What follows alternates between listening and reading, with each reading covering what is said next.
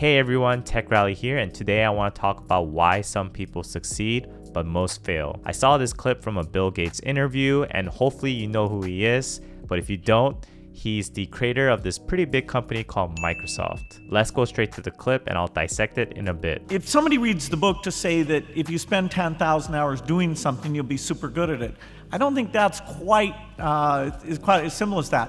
What you do is you do about 50 hours and 90% drop out because they don't like it or they're not good. You do another 50 hours and 90% drop out. So there's these constant cycles, and you do have to be lucky enough, but also fanatical enough to keep going. And so the person who makes it to 10,000 hours is not just somebody who's done it for 10,000 hours. There's somebody who's chosen and been chosen in many different times. And so all these magical things came together, including who I know in that time. And I think that's very important. When you look at somebody who's good and say, could I do it like them?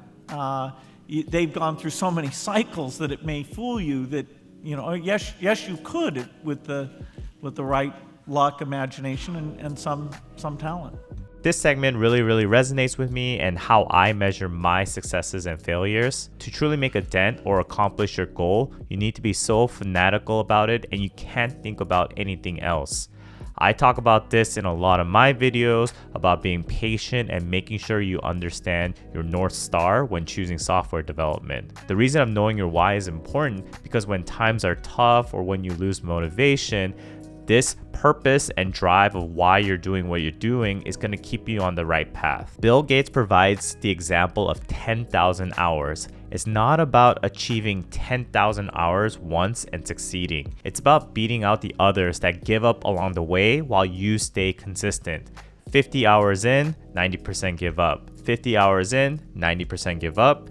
Another 50 hours in, 90% give up. It's that repeating cycle of others giving up while you continue towards the goal that you're trying to achieve. Most people that begin learning how to code are probably not going to be software developers because in reality, maybe they just were not interested enough to keep going.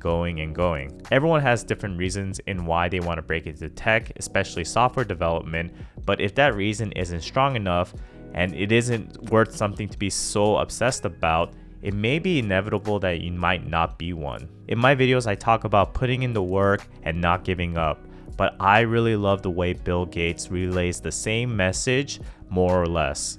Being talented and gifted is a real thing, but I truly believe that nothing in this world beats hard work. Man, I'm debating if I should do this, but should we go here? Am I gonna show my inner dweebness? Maybe.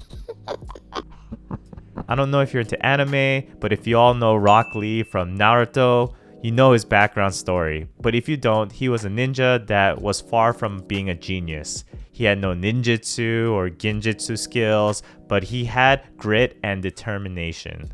Even when he knew the cards were stacked against him, his willingness not to give up, trained day and night. Eventually, all that hard work did really pay off, and he became a specialist taijutsu ninja and a respected one for that matter. I'm sorry, this is a little embarrassing, but that I know all this stuff. You know what? You gotta representing my anime fans here. Just like Rock Lee, I wouldn't say that I'm the most talented person in the world. I just put in the work and I didn't give up. There are plenty of people that I'm sure that were smarter than me when I originally started, but I can guarantee you I'm probably in a more successful position than they are right now.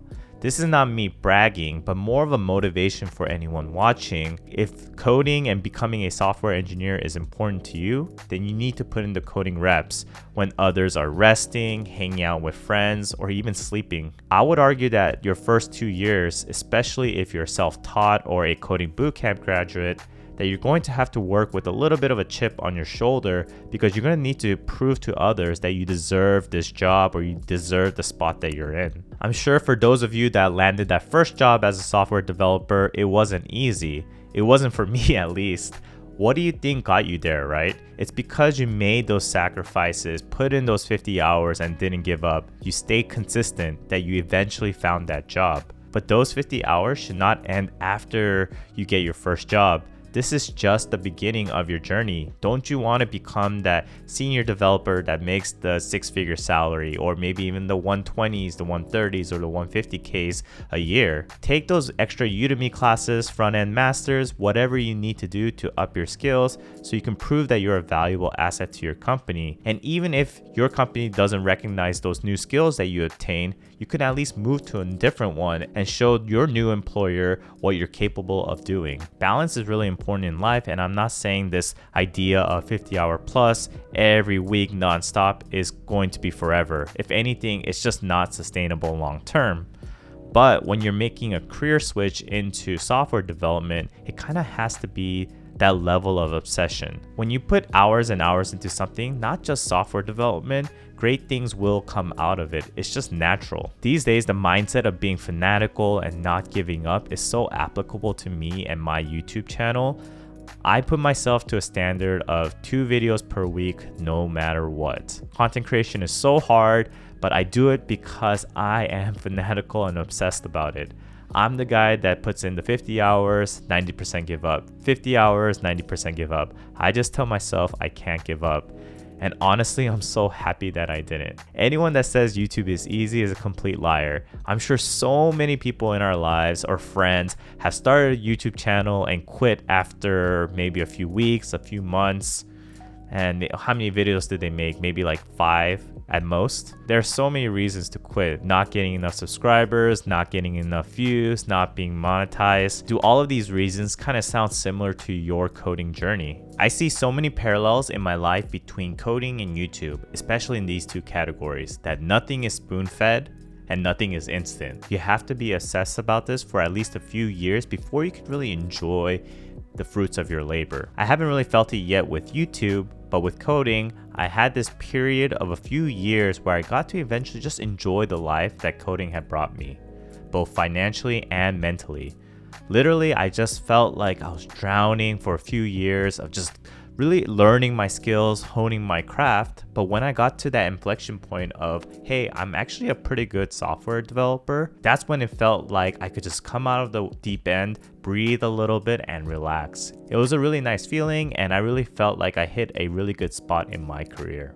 So 6 years in the game, does this mean I stopped learning? Heck no. I'm at a state in my life where I can enjoy a more balanced life, but I always recognize how I got here. It's because I put in the work, didn't give up, and stayed consistent with my journey. So everyone here, if I can give you some advice, be fanatical, be single-minded, and be obsessed. Becoming a software engineer is not an overnight sensation. It takes a lot of practice, struggle, and experience for things to just really start clicking. Like Bill Gates says, the ones that are successful aren't the ones that are doing the 10,000 hours in one sitting. We can't expect to hit just home runs every time. This is a marathon, so if you're on your journey, don't give up. You just gotta beat out the ones that aren't as focused as you are. Whatever it takes for you to remember why you're doing this, I highly recommend to take that piece of paper or that poster that you have and put it front and center every day. I like to use post-it notes and put it against my walls of what I want to accomplish in 2021 and the future. For me, with YouTube, it's to hit 10,000 subscribers, become monetized, and build my first course. But to do that, I need to be consistent.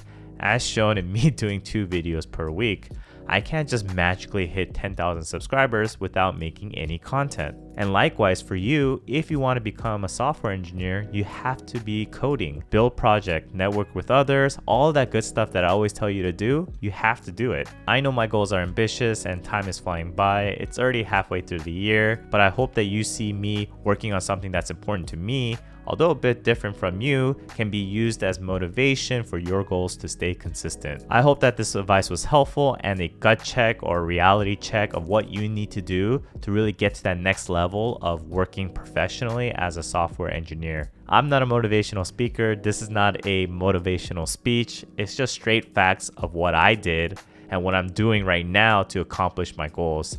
If you want accountability, feel free to share your goals in the comments below. Let's make some software engineers in 2021.